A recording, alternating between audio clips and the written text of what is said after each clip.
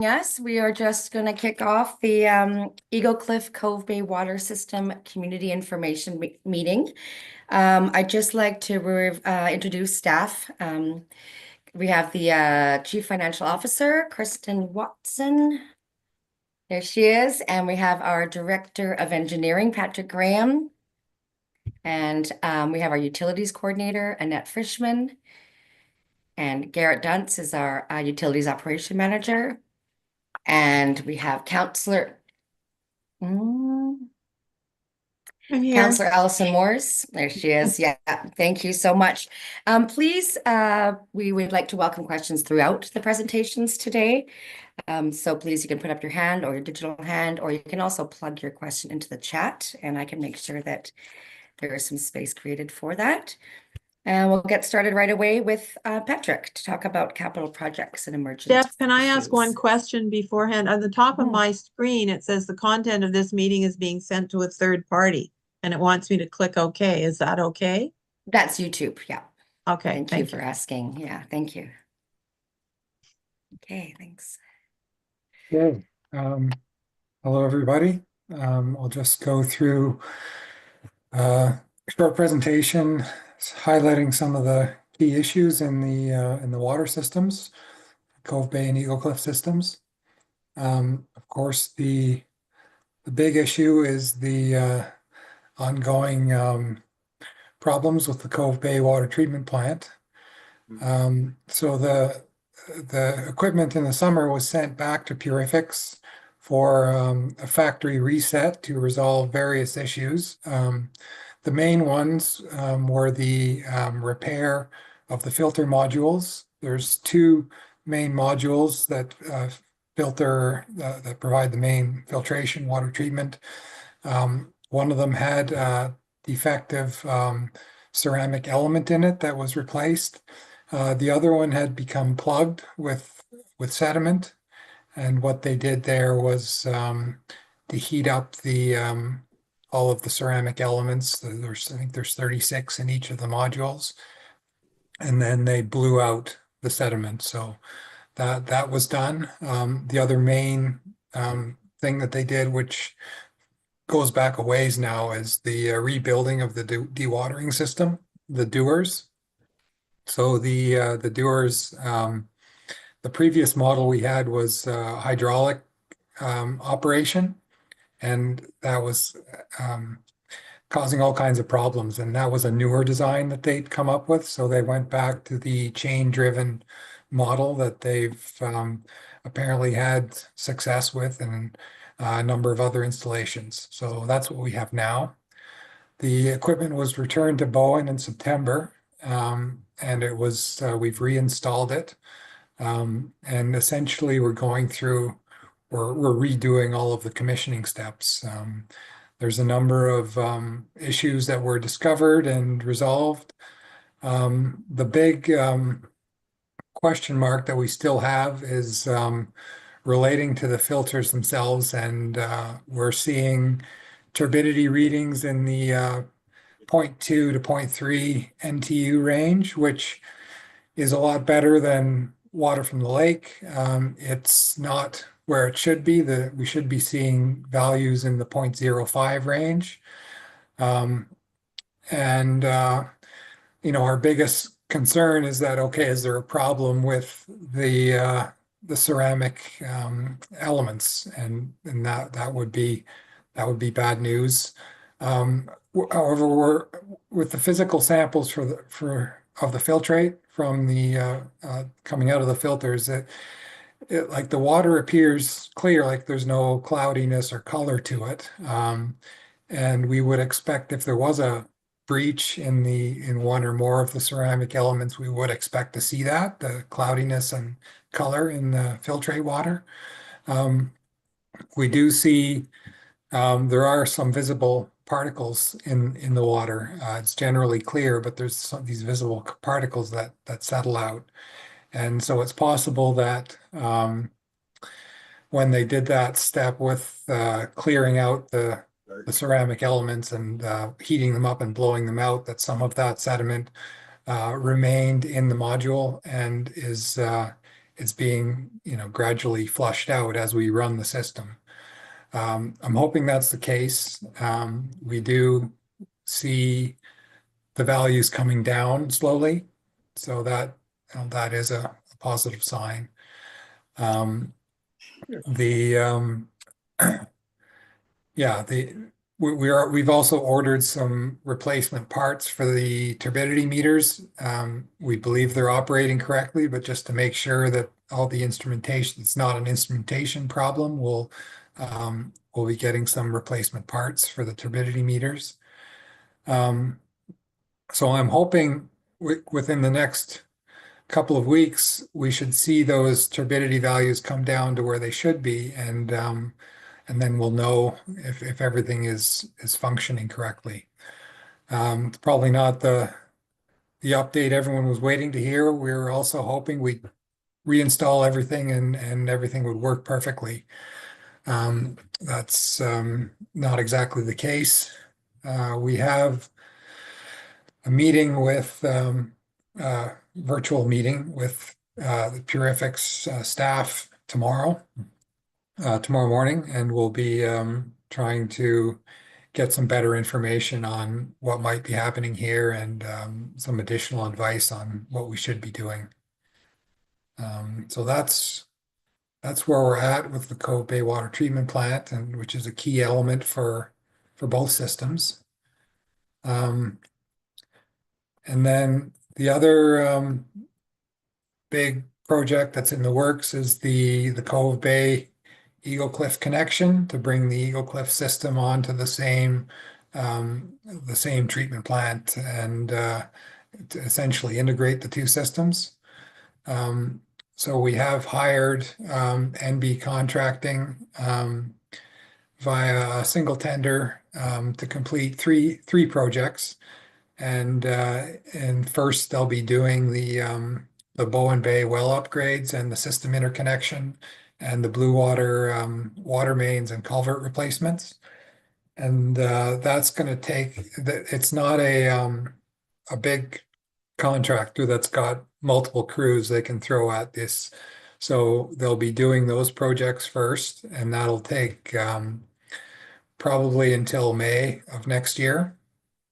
And then the plan would be to move on to the Eagle Cliff Cove Bay connection project and the associated culvert replacements that go along with that.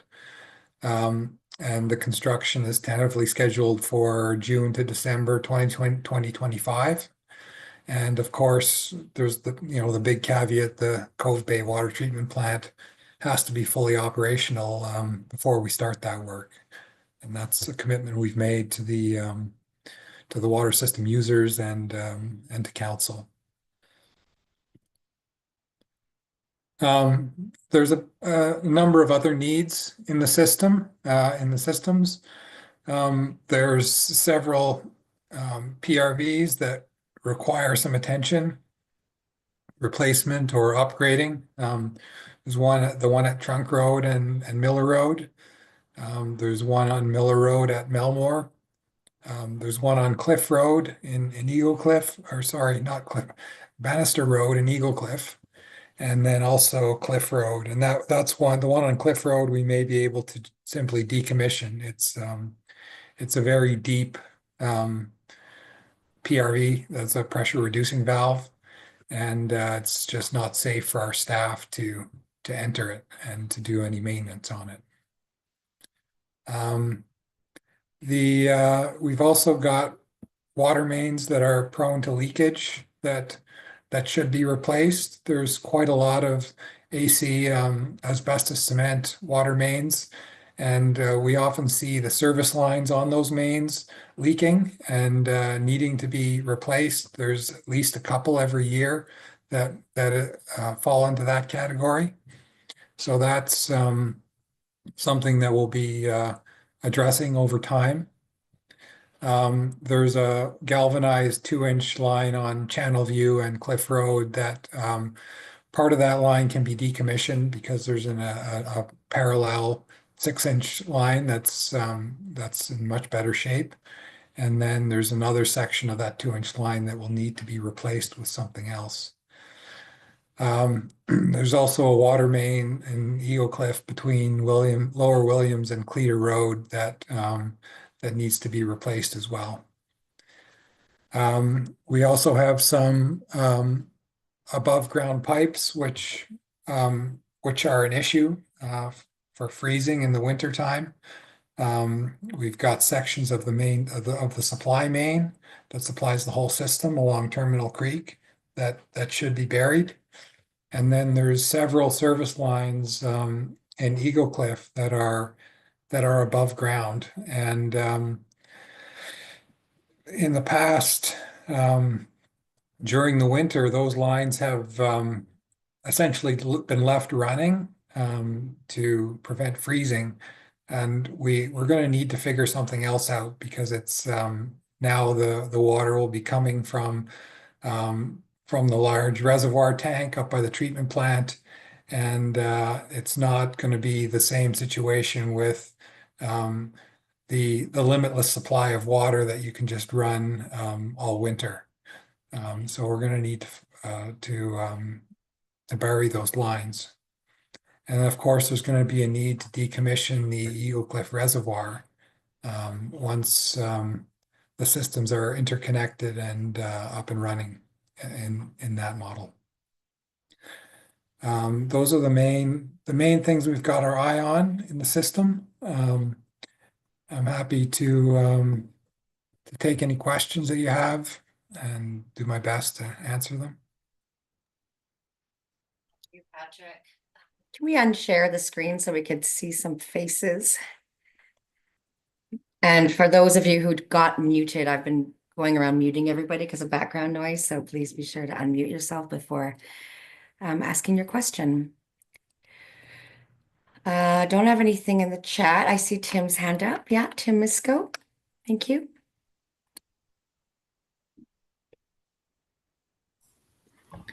So, Patrick, thanks for the update. Last I drove by the Eagle Cliff water conservation or sign saying what level of water conservation we're at. We're still being shown at stage 3. Is that current? That should have been changed. My understanding is that we've and maybe Garrett can confirm that, but that we've pulled those water conservation advisories back for all the systems. I thought so too, which is why I was kind of surprised the sign hadn't been changed. No, you're right, Tim. That was obviously a mistake by an operator. Okay. No, it should be on 1. Okay. Okay, thanks, Tim. That's helpful. Does anyone else have a question for Patrick? Okay, I just wanted to point out that I've put a link into the chat, which is a quick survey about the meeting, like, was it informative? Is there something else you want to hear? You don't have to do it till the end, but I just want to make sure the link was in the chat for you. Okay, Annette, would you like to talk about water quality conservation and consumption? Yes, I can give a brief summary of some facts about the annual drinking water report for 2023 is published on our website, and you have the link in the agenda. It's on the website, and on the same site, there is also all the supporting documentation for the annual drinking water report. It's published around July of each year for the previous years, after it's been reviewed by Vancouver Coastal Health. The drinking water in both systems is sampled for E. coli and total coliforms on a weekly basis, and the required sample frequency according to the operating permits was met in both systems, and no sample tested positive for E. coli or total coliforms. And all the other water quality issues, such as high turbidity and partially low chlorine residuals at the end of the systems, is captured in the report. You can look at the values, and this is what obviously the Cove Bay water treatment plant is trying to tackle in the future. You can always email. Sorry, and I've got 2 questions. Yes. I've got one from Dan And did you have a question? Sorry, am I unmuted? Yeah. Yes. Okay, it's actually, sorry, I was trying to find the hand button to ask Patrick a quick question. Okay. We new to we purchased a home here on Eagle Cliff, and during the late summer we had two occasions where there was a lot of silt and material in the water, a lot of turbidity, and I called the office, and it turned out that it was flushing the hydrants, I believe. So my question is, will the connection ultimately resolve that issue, or is that an ongoing maintenance requirement? Well, yeah, I mean, right now the water in both systems is unfiltered surface water. So you're going to get a lot more sediment into the distribution system. And so that, with regular flushing, that's intended to clear that out. We will still be doing that. We would expect that there would be, with filtered water entering the distribution system, we'd expect a lot less sediment, and we wouldn't. So once the lines are flushed out, we wouldn't expect to see the same issues occurring with filtered water. Thank you. Russell's got a question. Thanks, Thank you, Russell. Steph. Can you hear me? Yes. So I missed, excuse me, I missed this question earlier, and I have always been interested, having been a committee member some years ago. What is our confidence, and where do we receive our assurance of that confidence that we have the appropriate capacity long-term water supply, not only for Cove Bay, but for this now addition of Eagle Cliff? Where does that confidence come from? Well, we have confidence in the source water. So we have looked at Grafton Lake and the current and future demands on that supply source. And there was some modeling done by Urban Systems and some students at UBC that looked at different scenarios, including the addition of Eagle Cliff and some addition of other developments that are in the works. So like the Grafton Lake second phase or second and future phases, and then other developments and expected additions to the system. And it's well above, or the available supply from Grafton Lake is well above what would be needed by any of the future scenarios that were run. The more limiting factor is the treatment plant itself. So it's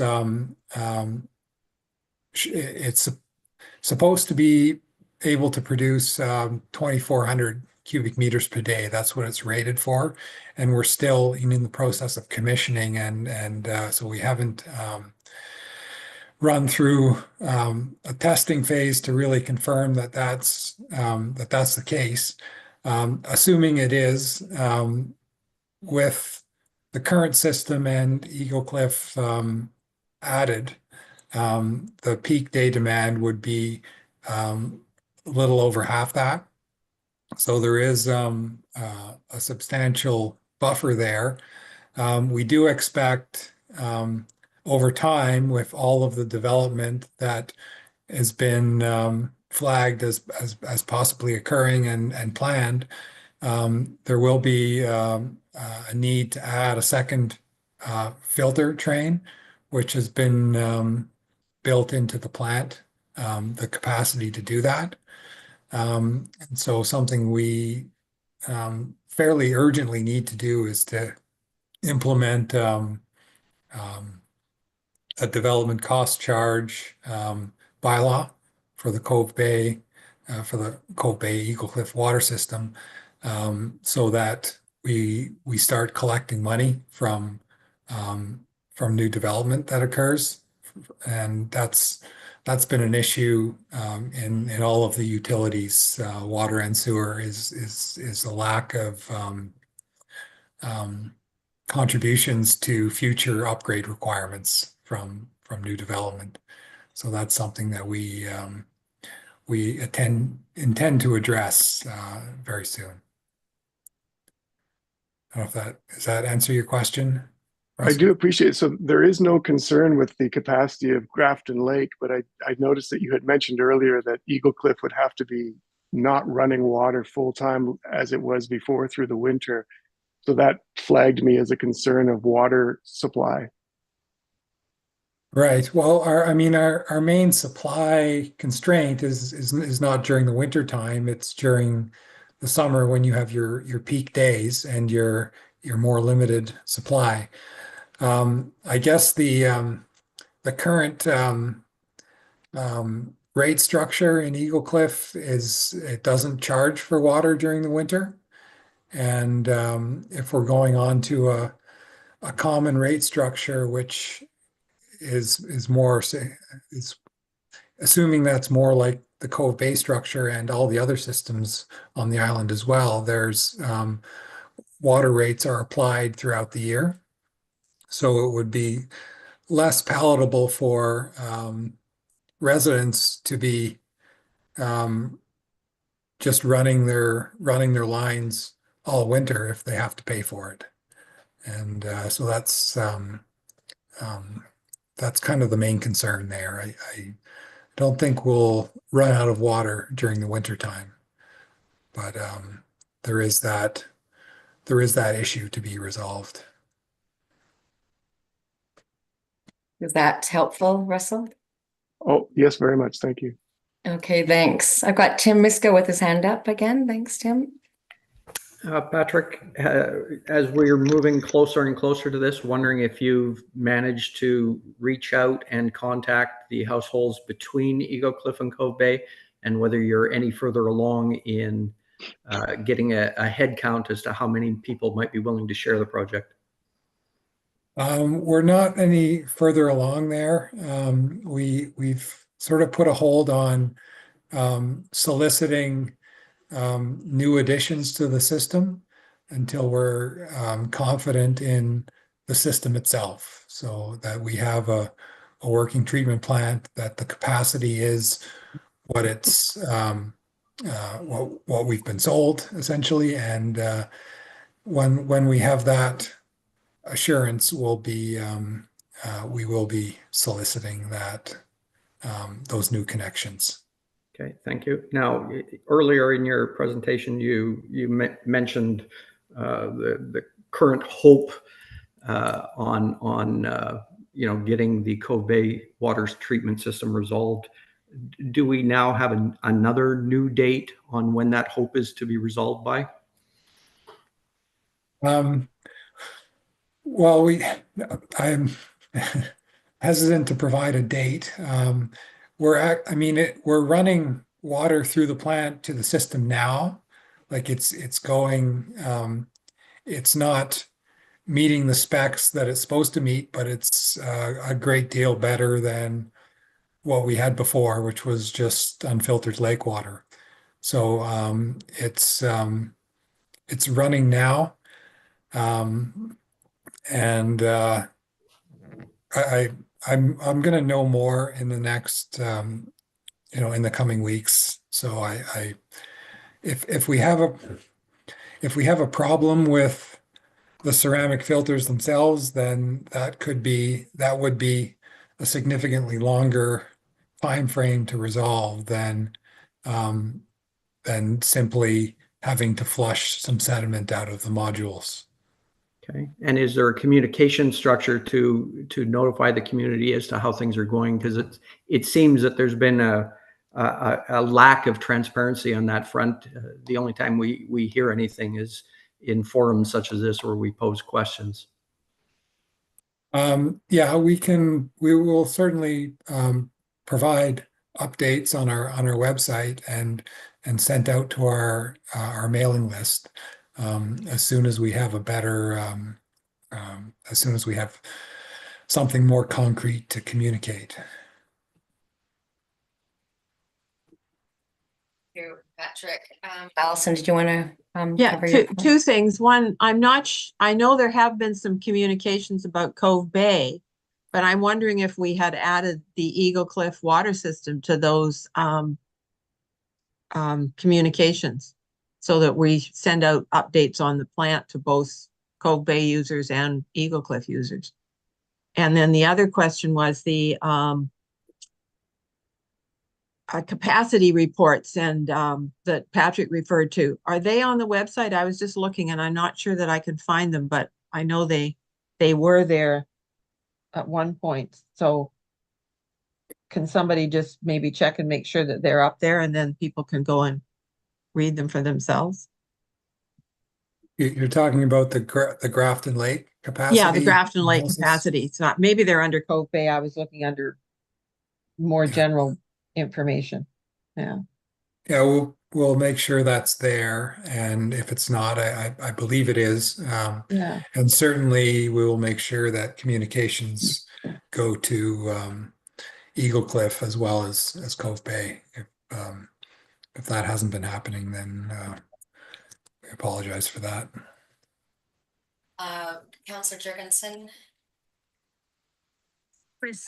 Sorry, just a flag that there's a couple questions in the chat at the moment. I just want to flag that.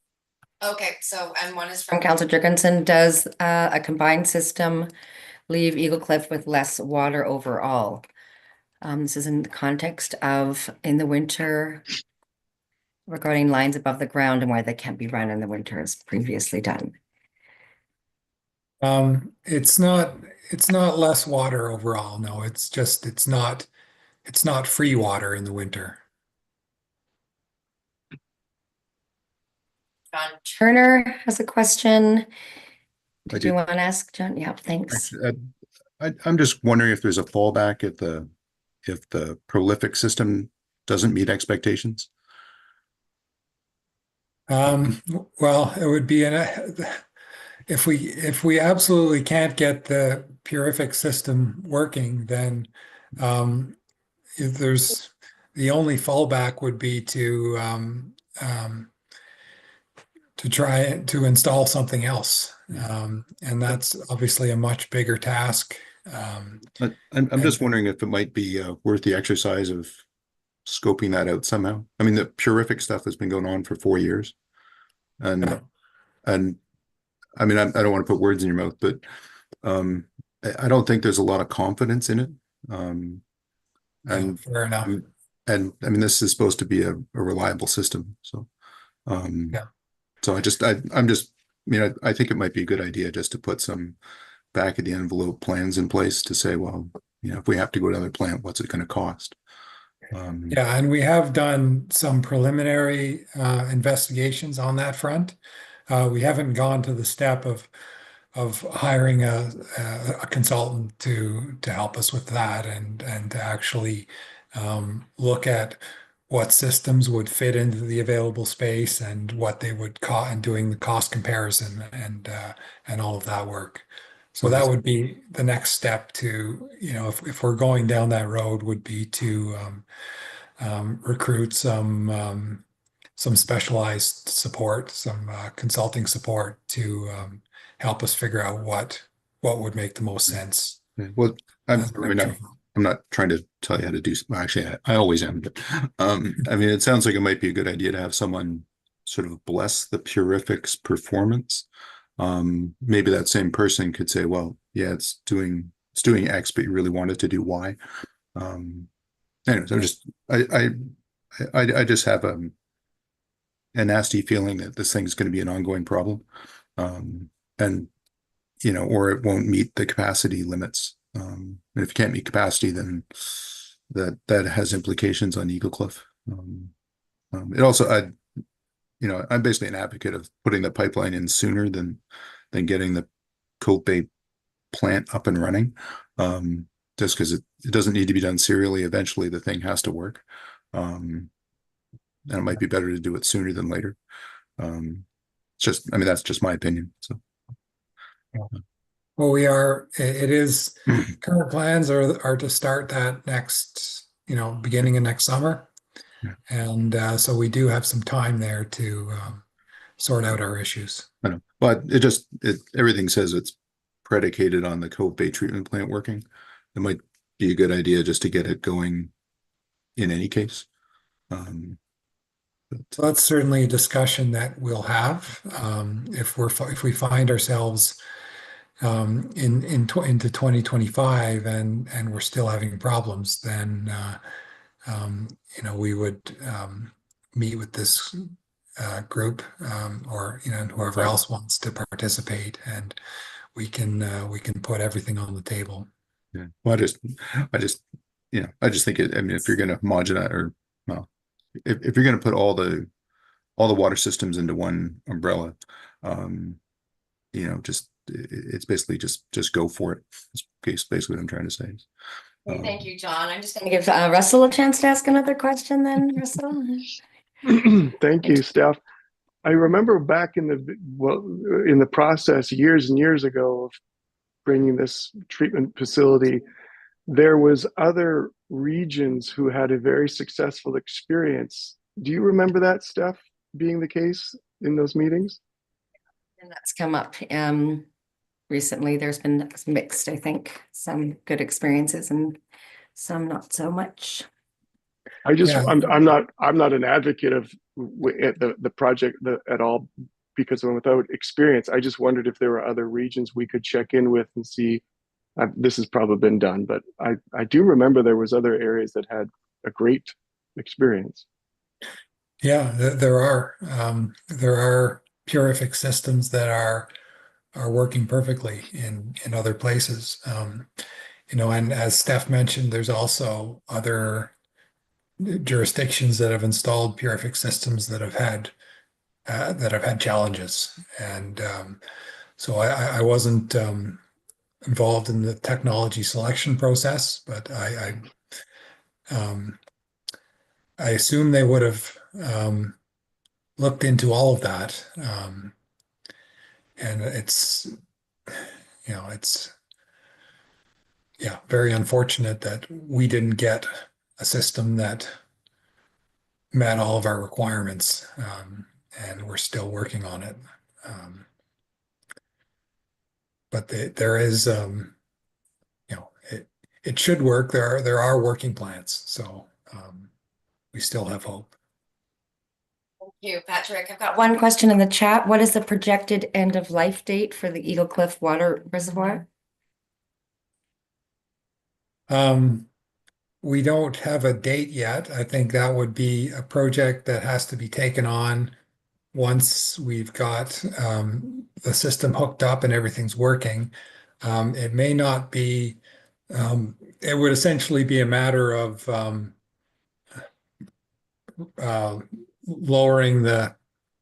essentially carving out a section of the dam that's not sound, that leaks, and returning the reservoir to its pre-dam pond level.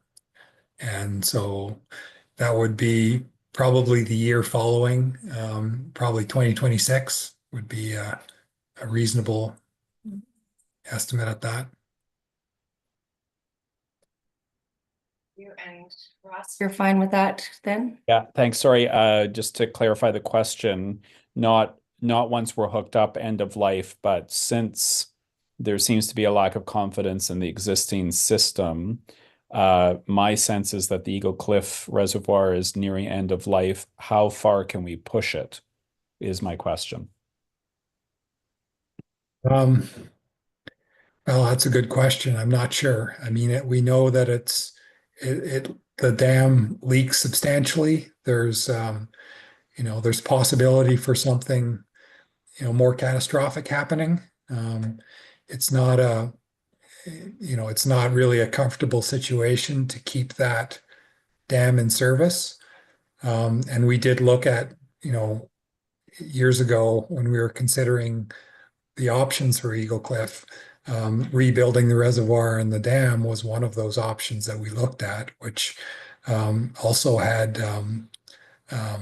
very high costs to it. And so it's sort of either you would rebuild the dam and reservoir to something that's sound and meets the needs of an ongoing water system, or or you decommission it at obviously a much lower cost. So it's yeah, that's Thanks. I'm gonna have to start getting strict. I think it's 6:39 and we haven't even started a bunch of stuff. So can we have a quick more questions, please, John? John, do you have I'm gonna ask you to unmute yourself. Oh, I'm sorry. I thought there was a question from John Turner. I know, I just There is. he's muted. There you are. Actually, Okay. I was just going to say, is there any way of changing the decision to decommission the reservoir? I mean, long term, I think we're going to need water no matter what. I mean, if once we're hooked up to Cove Bay, it may give a little more time to figure out the options for the reservoir. So I just Yeah, I think if we were going to keep the reservoir, there'd be quite a bit of work involved to make it to make sure that the dam and reservoir are safe and aren't subject to failure. well, I mean, that we could theoretically put a tank in there, right? And just Yeah, turn it and from that the was dam to- that was also one of the scenarios that was if we were going to operate Eagle Cliff as a standalone system, sort of going back to the options analysis, a tank would have to be part of that. I mean, obviously, Eagle Cliff currently doesn't have one, so. Yeah. No, I mean, to me, it's a valuable resource, and decommissioning is basically throwing it away.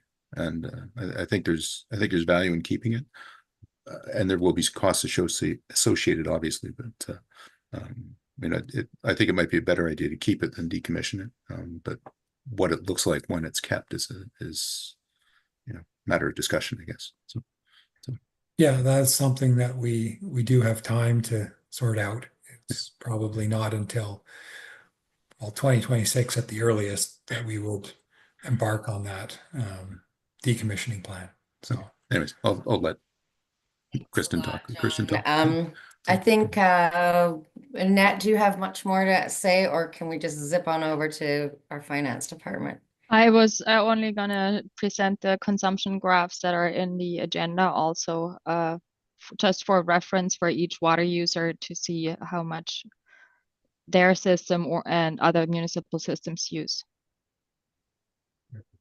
That can also be, yeah. Tim, you want to see that? I can share that quickly.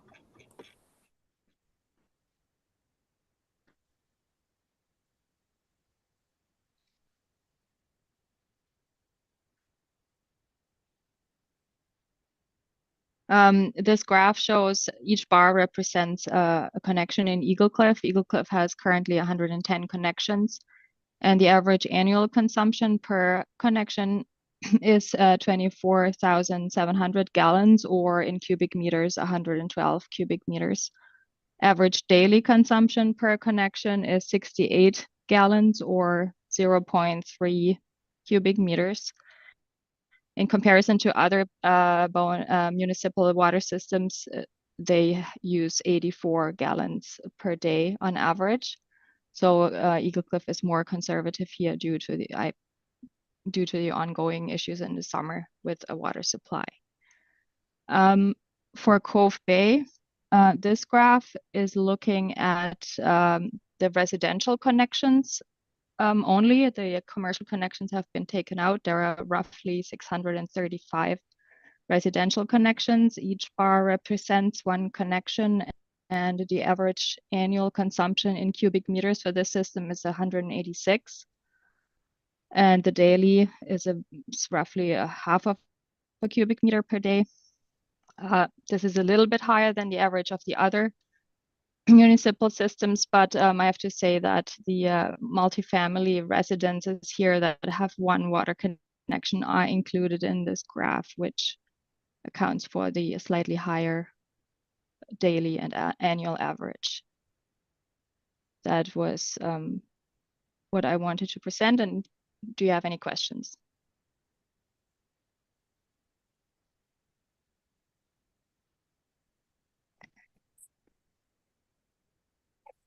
We are questionless, so thank you, Annette. Let's Would you mind to stop sharing, or I can knock you off, actually? Thank you.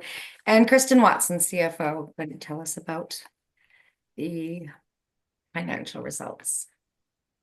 Thank you. I'll just take a moment to share my screen with you.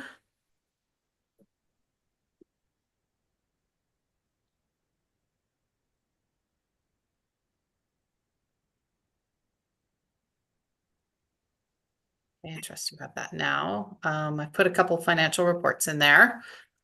So I'll just speak to Cove Bay first. It's first on the list. The columns under the blue headings are the actual audited financial results for 2023.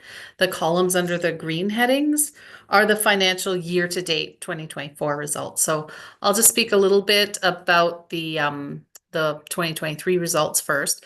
In Cove Bay, we did have a change this year in 2023 about how we did our billing. So we used to have a much higher threshold before variable rate consumption billing came in. It used to be 136 cubic meters per billing period. Cove Bay is billed 3 times a year.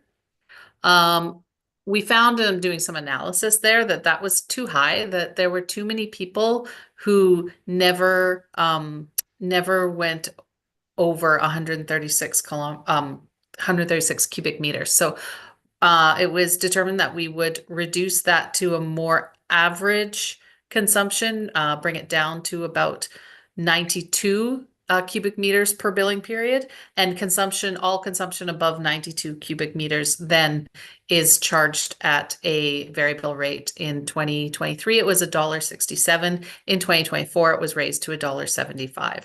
So the impact then for the revenue, we were conservative in our budget. We estimated that we would collect $660,000 in revenue. I think the impact of that change produced about $30,000 more revenue. So I think the implementation of that then was done frugally and responsibly. We didn't end up with a deficit in the revenue or shortage of revenue at the end of the year. So we did continue with that same pattern. We left the consumption threshold for each billing period at 92 cubic meters, and we did raise the variable rate last year up to $1.75. We still haven't quite finished all of the revenue, all of the billing periods for Cove Bay for 2024, but you can see we're at $459,000 out of our expected budget of $722. So we are on target to meet that revenue target for the year. One big difference between budget and between actual was our investment revenue. So we did conservatively budget only $24,000 for investment revenue on Cove Bay reserves. We did manage to earn $40,000, so that was good news. And this year, again, we're trending to earn more than what we had budgeted. We're on track with $22,598 at this point in the year, and we do have a budget target of $29,000. Looking at some of the expenses, our expenses for 2023 came in right near target budget.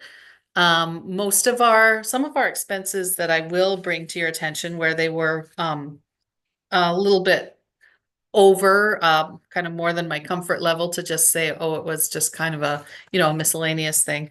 One was our insurance costs in Cove Bay. When we did kind of a review of the assets, increase the asset value, insurance premiums, as I'm sure everybody has experienced in their own personal lives with their homes and insuring their assets. Insurance rates are just going up and up and up, and we really noticed that in a lot of the municipal areas this year. The one big thing that we hadn't budgeted for that really put us over, total operating expenses were $981,000, and we had budgeted $967,000. So the one thing that really did put us over, and I hadn't included it in the budget, was the tank cleaning. We had a big bill for that last year of $35,000, and so that's why we ended up a little bit about $15,000 over budget overall. We had expenditures budgeted in 2023, which included some of those projects that Patrick identified that we still have yet to complete. They are pressure reducing valves. There's some work going to be planned to be done at along Miller Road, just past the bridge there. There was 150,000 set aside for water treatment plant retrofitting. We spent a little bit more than that. We spent 158 in total. And there's always an allowance for, you know, a potential equipment replacement, pump failures or panel replacements. In 2023, we did do some work on the Kate's Hill pump station. So that was completed in 2023. So the fund balance summary then, we opened the year with just over 1.1 million in 2023 in reserves.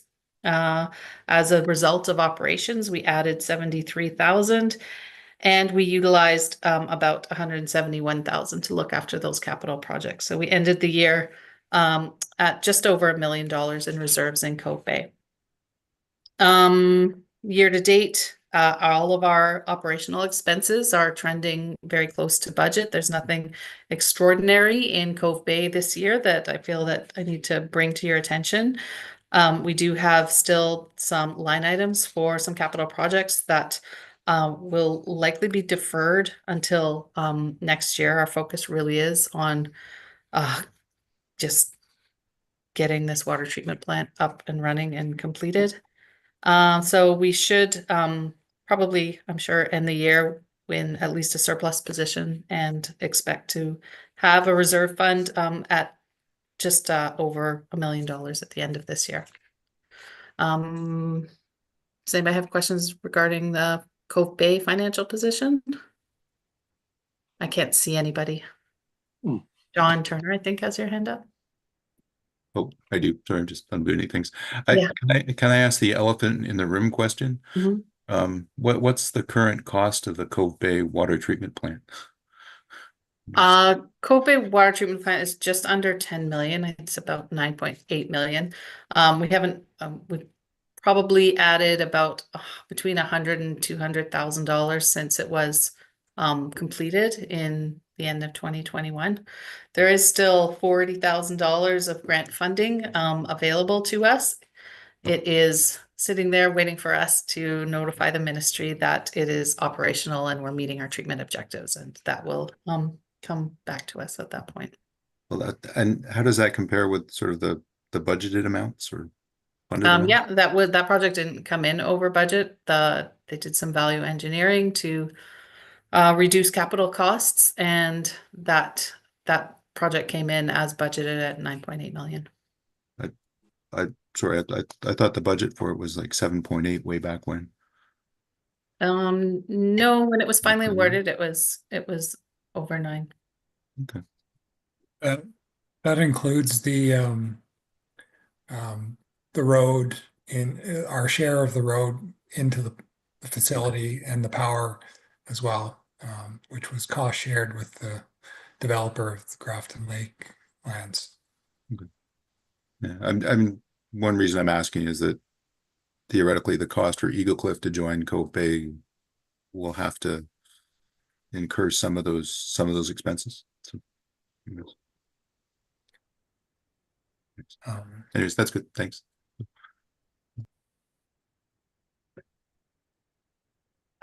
So just there is a presentation, and I can certainly send it to you if you want to maybe send me an email, John. I can send you the link to it. There is a presentation on the website which shows our plan for combining the two systems, has a process where we're going through a kind of equity equalization process, and it includes looking at net book value of assets plus how much cash each system has and equalizing it, and then making it a contribution from one system to the other in order to account for the net equity in both systems. So I'm happy to point you in that direction if you want to send me your email. Okay, yeah, I'll send you one tomorrow. Just I'm just curious. I'm not. Okay. Yep. I will. If there's any more questions about Cove Bay, I'm happy to pause.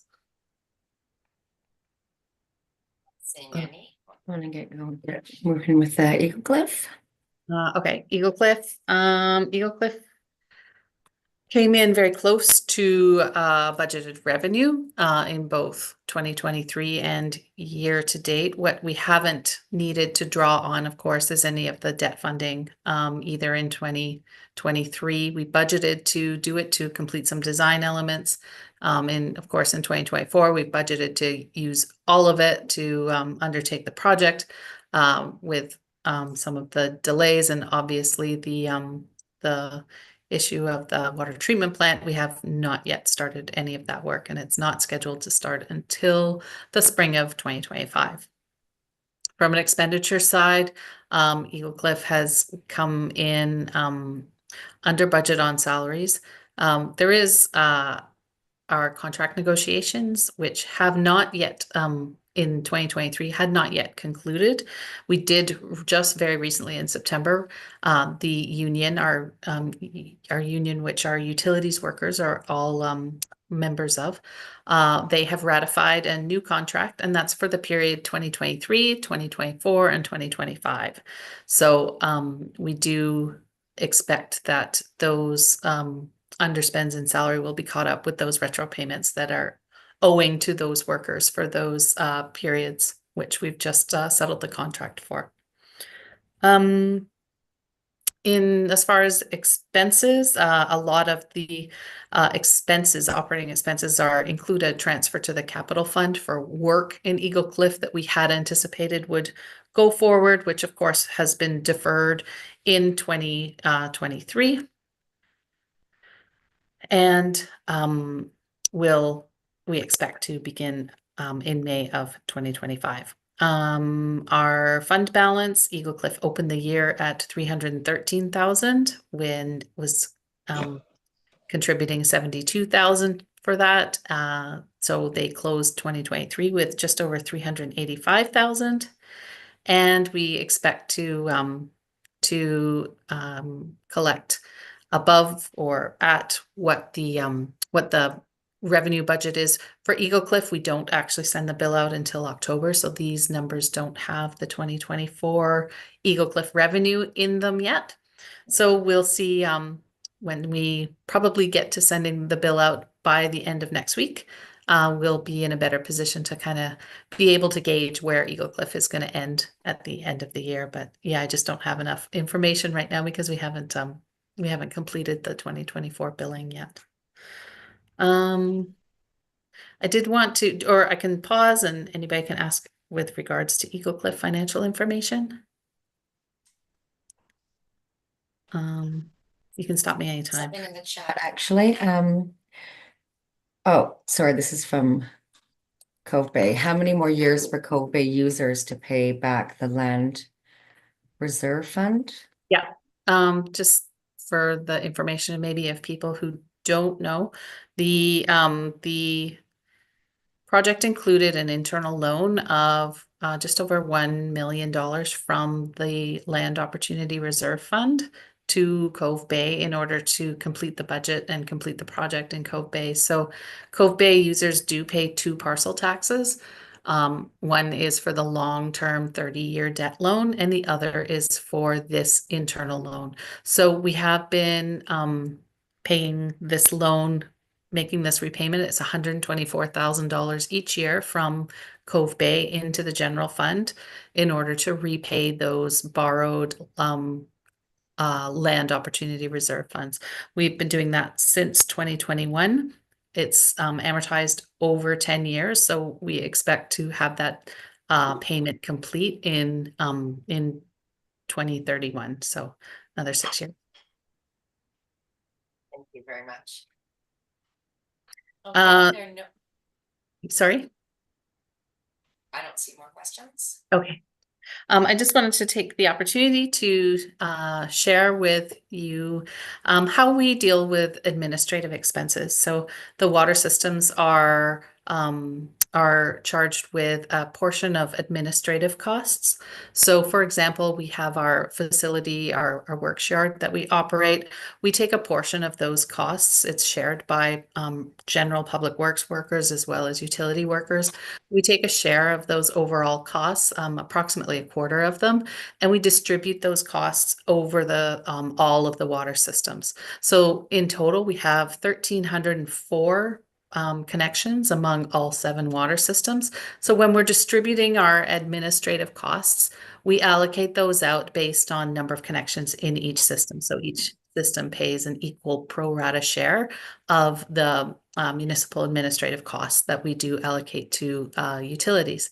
So some of the things that we do distribute out over utilities are a portion of our annual audit fees, a portion of our annual liability insurance premium. It costs some piece of our outsourced IT consultants, as well as there's a portion of administrative staff. So a portion of my salary, a portion of Patrick's salary, and a portion of Annette's salary is distributed and shared over the costs of the utilities. There are vehicles that are dedicated utility operator vehicles. So we do have a formula whereby we estimate that those trucks are replaced once every 8 years. We estimate that they're about $50,000 per truck to replace. So we do set aside funds each year from the utility funds, and we transfer those into general funds. And then all of our fleet is all purchased out of general funds. So it's just a way to equitably share costs among the different groups of payers on Bowen Island and make sure that those costs get attributed appropriately. This is not this is a model and it's for illustrative purposes. I will adjust it based on the 2025 budget when I've completed those estimates. But I just wanted to share with you at least the process that we go through and how that's done each year in order to so that you have an understanding of where those administrative costs come from. I think that's all I had. I'm happy to take any questions that anybody has.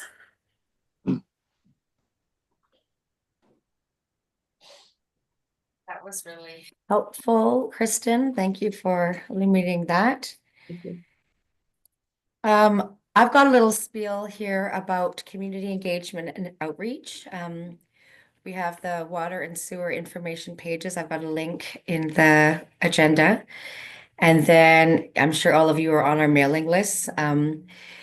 Please encourage your friends to join our email lists. And we also have a new email address. It's water@bimbc.ca. And that will have Kristen, Patrick, Annette, and Garrett on the email. So if you have any questions related to finance or infrastructure, they can answer you there. We have these meetings, and then we'll have in the late winter, early spring, a budget meeting with council in the committee of the whole. And I don't know, I think that's all the ways of communicating. I did put in, there's just a little survey, like 3 questions. Did you find this informative? Is there anything else you'd like to hear? I've just put that in the chat if you guys would like to fill that in. Okay, does anyone have any final question before we sign off? Thanks everyone for showing up and participating. It's very appreciated. Yeah. Okay. Yeah. Great. Did Sorry, John can have a final word? Can I just sneak in one last question? I'm just wondering what the justification was for getting rid of the local advisory committees. So that we could hear from you. We never heard from you. They had local advisory committees. What? Just trying to get more voices. That's because I'd phoned Tim. Oh. Yeah, Kristen. I mean, just historically, sort of the residents. I mean, we were intimately involved with the water systems. Sometimes it was digging out reservoirs or doing whatever else, but so I don't know. I wasn't overly comfortable giving up that local advisory committee. So I just wondering what the the real justification was. Well, I don't think that anybody's trying to, minimize your ability to participate. We're just replacing the opportunities for participation with different ones. And the advisory committees were set up through our letters patent with sort of a by the province when we incorporated. And the idea was that they would all disappear in 2008 at that time. So they were there to get knowledge transfer and get things up and running and that kind of thing. But then the province set it up so that once 2008 came, they were anticipating they would be disbanded. Okay, so it had a sunset clause already in there. Yeah. No, I know it came as quite a surprise, actually. But this is good.